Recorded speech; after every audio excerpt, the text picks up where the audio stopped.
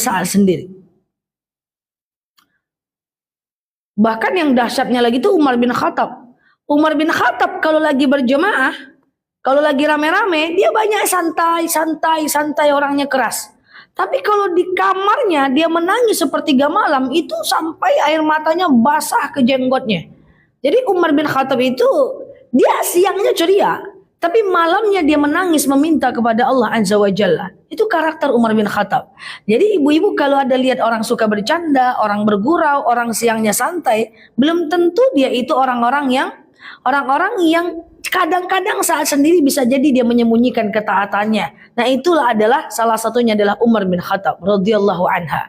Jadi coba ibu bayangkan betapa banyak para suami-suami yang ketika di kantor, ketika di luar, di masyarakat ramahnya luar biasa.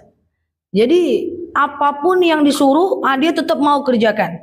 Di kantor dia patuh, dia taat, kemudian dia ramah dengan orang. Kayaknya dia superhero, Spiderman gitulah. Ramah kali di luar. Dalam rumah ngangkat galon aja dia kadang-kadang nggak mau. Ya kan? Jadi dia bertakwa baik saat berjemaah. Jadi tidak bertakwa di saat sendiri. Coba kita perhatikan berapa banyak istri yang ketika dia berada, yang ketika dia di luar, dia ramah banget dengan teman-temannya. Halo, apa kabar? Ya, dia santai ya dengan teman-temannya. Tapi di dalam dia suka marah-marah. Berarti tidak bertakwa dimanapun dia berada. Makanya ibu-ibu yang saya sayangi karena Allah, dimanapun kita berada ya kita baiklah. Insya Allah kita berusaha. Kalau kita sabar di dalam, sabar di luar. Taat di dalam, taat di luar. Anak-anak muda itu di luar ramah, Bu. Apa kabar, Besti? Aman aku. Sehat ya, sehat. I miss you. Udah. Dia di luar itu taat, bagus. Tapi di rumah kadang-kadang orang tuanya dilawan-lawannya aja. Di luar dia taat, dalam rumah orang tua dilawan-lawannya aja. Kalau kawannya sakit, dia perhatian luar biasa. Kalau orang tuanya sakit, belum tentu dia perhatian. Jadi ini orang yang tak taat dimanapun berada. Coba ibu, sekali-sekali ibu. Tapi jangan minum kopinya, panjang lo kepala weko. Duduk, tengok kayak mana anak muda di luar itu.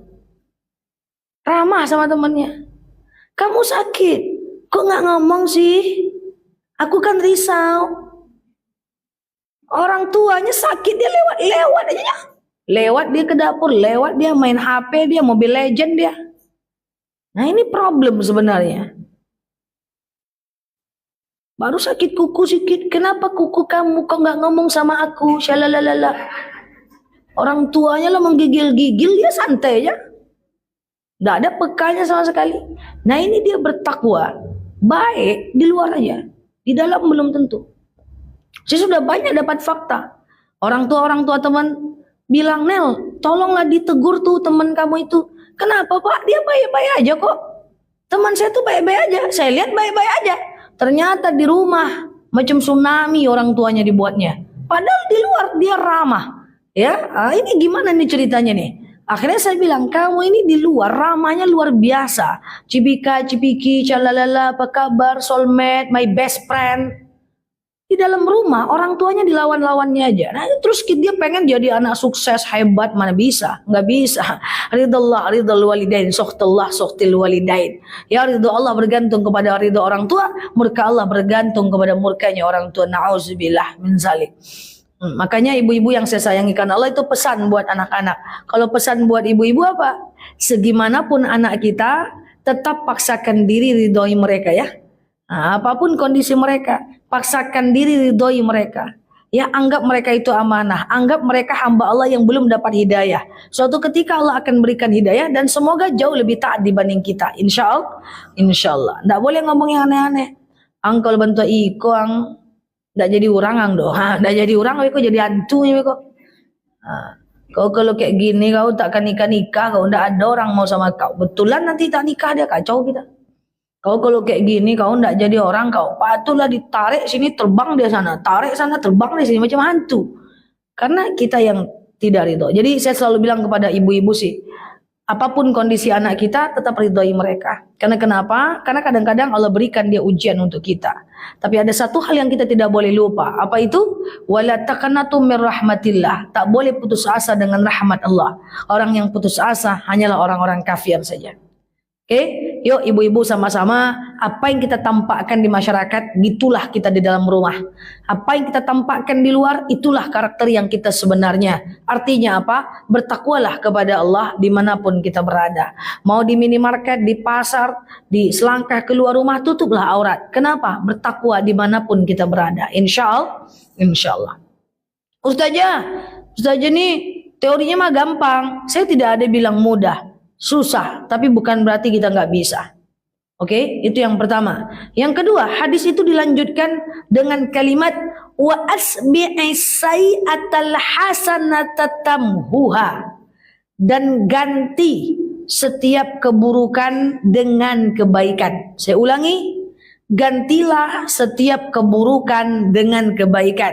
Yang pertama tadi, bertakwalah kepada Allah dimanapun berada. Yang kedua, ganti setiap keburukan dengan kebaikan. Ibu-ibu, kita ini manusia biasa. Ada dalil yang bunyinya al-insan fi mahallil khata' wan nisyan. Manusia itu tempat salah dan lupa. Tidak mungkin kita sempurna, tapi masing-masing kita ini punya kekurangan. Ada yang rajin sholat tapi suka gosip. Ada yang tak pernah gosip tapi buka aurat. Ada yang nggak pernah fitnah orang tapi suka marah-marah. Ada yang nggak marah-marah, aman sholat tapi asik mengeluh terus. Ada yang soleha, kerudungnya panjang, rajin majlis taklim, suami diaria-aria. Ada yang baik dengan suami, menjadi istri soleha, ya ke masjid kerudung panjang, bagus, baik-baik, anak dimarah-marah. Jadi masing-masing ini kita punya kekurangan. Nah, pertanyaannya adalah ada dalil wa asbi'is sayyi'atal hasanata tammuha.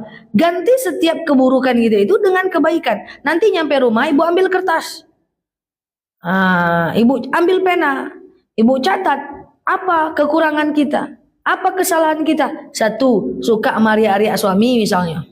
Dulu, untuk apa Ustazah? Catatnya dulu. Dua, ibu yang sebut sendiri langsung tahu ya. Suka emosian, naik darah, hipertensi, asam urat. Nomor tiga, misalnya kekurangan ibu apa? Suka mengeluh. Baru sakit kepala sedikit, sakit kepala aku, dia udah mati aku rasain ya. Apalagi kekurangan kita. Kemudian yang keempat misalnya suka suuzon sama orang. Nengok orang tuh gak ada yang baik. Ada loh makhluk di dunia ini, nengok orang tuh gak ada yang baik.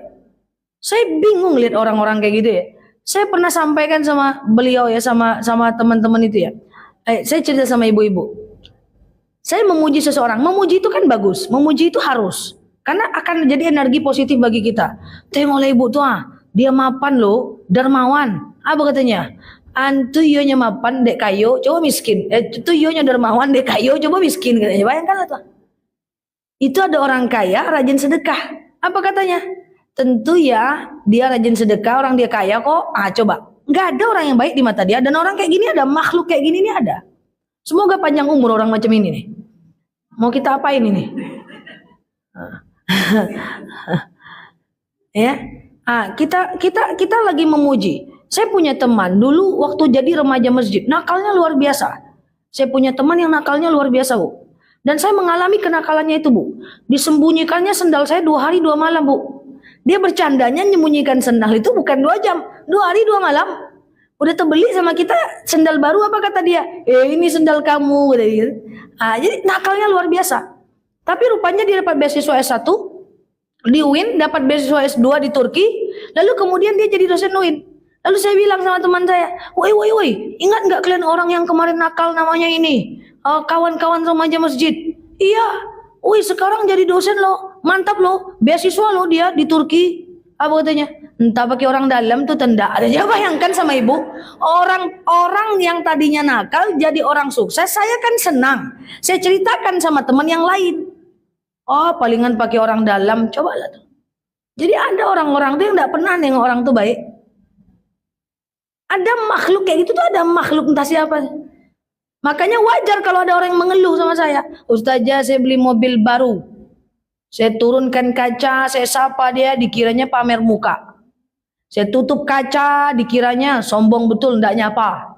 Saya bawa laju, mentang-mentang mobil baru.